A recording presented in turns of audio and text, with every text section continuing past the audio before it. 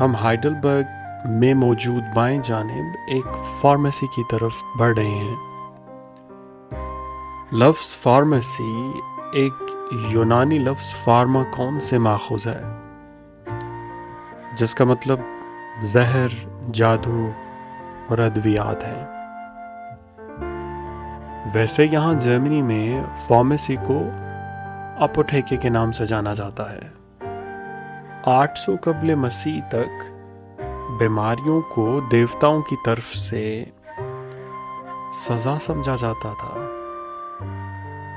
اور طبیبوں کے علاوہ پادری بھی شفا یابی کے فن میں ماہر جانے جاتے تھے۔ تقریباً 600 قبل مسیح میں ہونے والے فطرت کے فلسفے نے اپنے آپ کو آگے بڑھایا، اور تاریخ میں پہلی بار مریض کا مشاہدہ کرتے ہوئے بیماری کی وجوہات پر ٹھوس مفروضے قائم کیے گئے، اور ان مفروضات کی بنیاد پر ادویات کو تیار کرنے کا کام شروع کیا گیا۔ رومن سلطنت میں بے شمار غیر ملکی ڈاکٹرز نے اپنا کام سر انجام دیا، اور ساتھ ہی ساتھ اس وقت کے سائنسدانوں نے پودوں، جانوروں اور معدنیات کے علم کو مرتب کیا جو کہ ادویات کے لیے استعمال ہوتے تھے۔ وقت گزرا، اور ایک بے مثال فتح کے بعد عربیوں نے اسلامی عقیدے میں متحد ہو کر سیول سے سمرقند اور عدن سے تبلیس تک حکومت کی۔ قدیم متون کے عربی زبان میں ترجمے نے ادویات کے نسخوں کے تحفظ میں بہت اہم کردار ادا کیا، اور پھر ایک غیر معمولی نتیجہ خیز دور کا آغاز، اور ادویات کے وسائل کی حد کچھ یوں بڑھی کہ اسلامی دنیا کے مرکز بغداد میں پہلی بار اسلامی دواخانے کا ظہور ہوا۔ مجھے یہاں مسلمان سائنسدان اور طبیبوں کے بارے میں بہت کچھ پڑھنے کو ملا۔ ان تختیوں پر لکھے یہ سنہری الفاظ اور ان الفاظوں پر پڑی گرد نے مجھے یہ سوچنے پر مجبور کر دیا کہ وہ وقت کہاں چلا گیا ہے کہ جب اسلام کا بول بالا ساری دنیا میں تھا۔ دنیا میں امن بھی تھا، علم دین سے لے کر کے دنیاوی علوم میں اسلامی سلطنت سر فہرست تھی۔ پھر نہ جانے کس کی نظر لگ گئی۔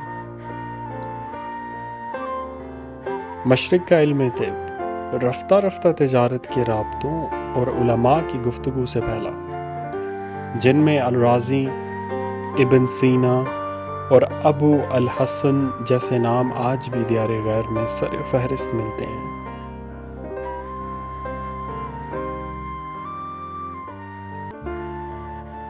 آپ بھی سوچ رہے ہوں گے کہ ہم گھوم تو جرمنی میں رہے ہیں اور گفتگو عرب اور اسلام کے فن کاری کے بارے میں کر رہے ہیں، لیکن آپ یقین مانیے کہ یہ راز بھی ہم پر اس قدیم فارمیسی میں آنے پر ہی کھلے ہیں۔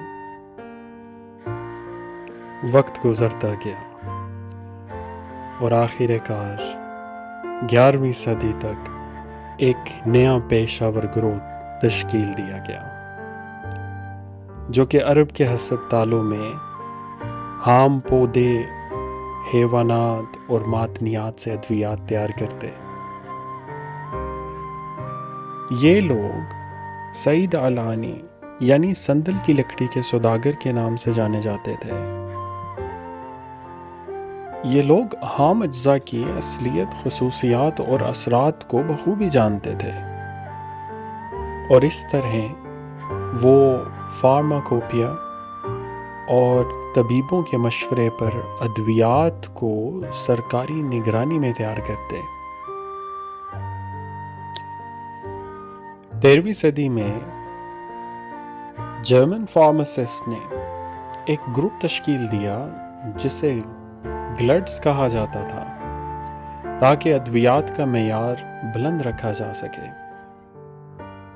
آپ بھی ہمارے ساتھ ایک ایسی فارمیسی کا مشاہدہ کر رہے ہیں جو کہ دنیا کی پرانی فارمیسیز میں سے ایک ہے۔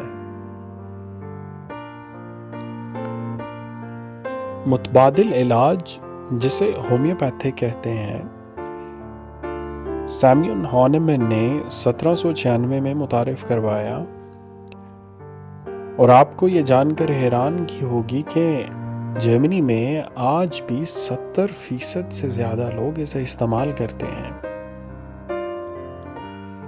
یہ ایک نہایت ہی مؤثر، مفید اور کامیاب ترین علاج ہے، بس تھوڑا سا وقت لیتا ہے۔ لیکن اگر علاج کسی قابل ہومیوپیتھ سے کروایا جائے تو یقیناً وہ کسی بھی بیماری کو اس کی جڑ سے اکھاڑ دیتا ہے۔